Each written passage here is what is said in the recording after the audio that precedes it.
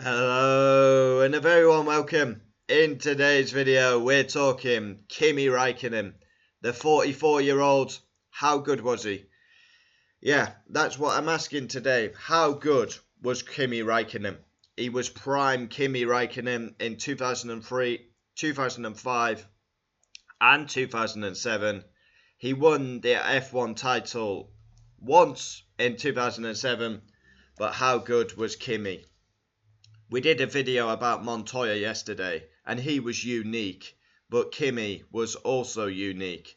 Say it how you see it, and only cared about driving, didn't give a toss about the media. He just wanted to turn up, drive, and then go home. That's how it should be. Not a PR puppet. Kimi Raikkonen was an extremely fast driver. Very skillful, talented. I mean, before he got to F1, he'd only done 23 races. Now, the normal is to go through the categories, Formula 3, Formula 2. Kimi just didn't do that. He came in, started at Sauber, and straight away, we saw how talented he was. He was so young. He had this blonde hair, came in, just didn't care about the big names, a bit like Montoya. Came in with a bit of an ego and delivered on track. He did his talking on track. Kimi's unique. I mean, he had just no fuck kind of personality. Some of the press conferences. Kimi, did you feel the need to go to the simulator? No. Okay, that's pretty clear. Let's move on. You know, on the radio, Kimi, we need to keep working all four tyres. Yes, I'm doing all the time. Just leave me alone. I know what I'm doing. Yeah, the 44-year-old from Finland, very special. Started at Sauber, straight away moved to McLaren, and he had some great years at McLaren. His first win came in McLaren.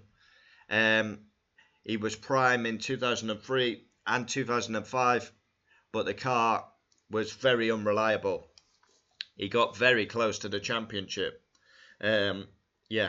Extremely fast, no nonsense, and a straight talker. Did his talking on track, how it should be. Then after McLaren, who were very unreliable, he went to Ferrari. Now people forget, he went to Ferrari from McLaren and won a championship in his first season. Not many people can say they've moved to a team and won a title in the first year. Now, McLaren kind of handed it on a plate to Ferrari, but Kimi did his job and took the pieces. Because McLaren didn't choose a number one, and Raikkonen capitalised. He won the championship in 2007, and that was his career highlight. But yeah, I can't help feeling Kimi Raikkonen underachieved for his talent. I believe he should have won 2 or 3 titles at least for his talent. He had 21 wins in Formula 1. Now his career spanned from 2001 to 2021. He missed a couple of seasons in 09 and 10 as he went to do rallying, 11 as well actually. But 21 wins.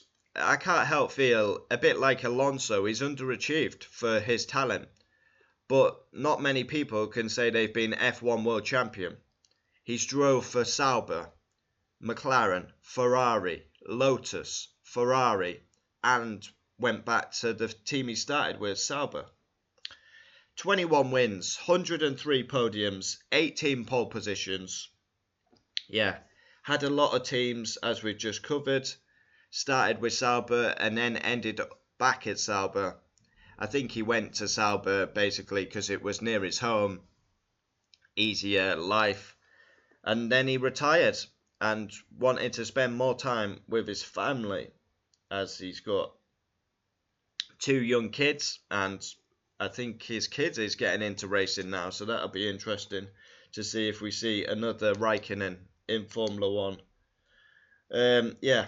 Also, Kimi Raikkonen, something that will not be covered is how tough his teammates were. At McLaren, he had teammates like Montoya, David Coulthard. Ferrari, he had Felipe Massa, Fernando Alonso, Sebastian Vettel. So them teammates. Juan Pablo Montoya takes no shit. David Coulthard was a race winner. Felipe Massa, a race winner. Vettel, 4-time champion. Fernando Alonso, 2-time champion. So he didn't have it all plain sailing with his teammates. Yeah, but that shows Kimi didn't care about the names, didn't care about his teammate. Prime Kimi Raikkonen. If you want to see Kimi Raikkonen in his prime, go and watch 2003 or 2005. Crazy good, really good. And his best win, in my opinion, was Japan, 2005. I believe he started 18th and he won the race on the last lap. Overtook Giancarlo Fisichella in the Renault with a brilliant move. Brave Kimi Raikkonen. Yeah. First season winning the title with Ferrari though. 6 wins. I mean, that's unbelievable. Of course, it was quite difficult afterwards for Kimi. 2008, obviously Lewis won the title. Actually, Kimi wasn't in the fight. Massa was in the fight. Then 2009, he was there, wasn't he? And then 10-11 he missed. Yeah, that's right. Then he came back in 2012. He won with Lotus, Abu Dhabi. That's the famous one where he said, "Leave me alone, I know what I'm doing." 2013, he won again with Lotus at Australia, I believe, if my F1 knowledge is correct.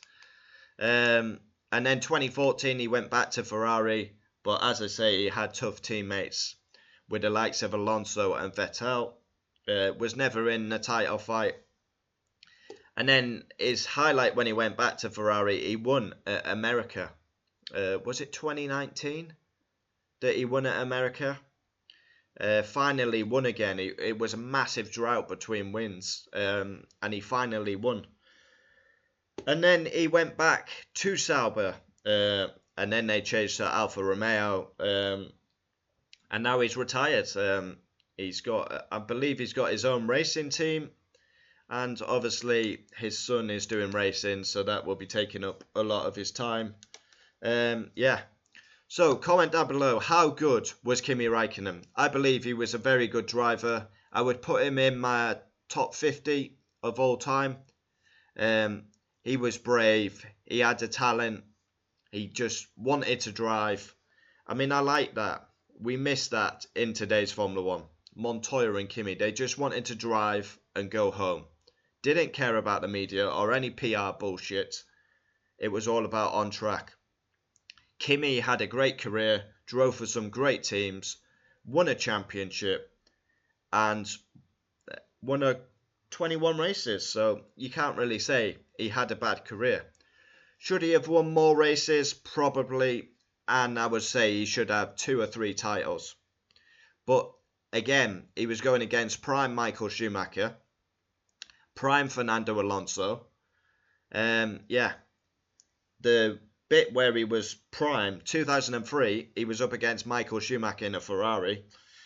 And 2005, in his prime, he was up against Fernando Alonso. So he didn't have it easy in his career, Kimi. Comment down below your thoughts on Kimi Raikkonen, the Iceman. Absolute legend. Some of the moments you think about where he got lost around Brazil. Just epic.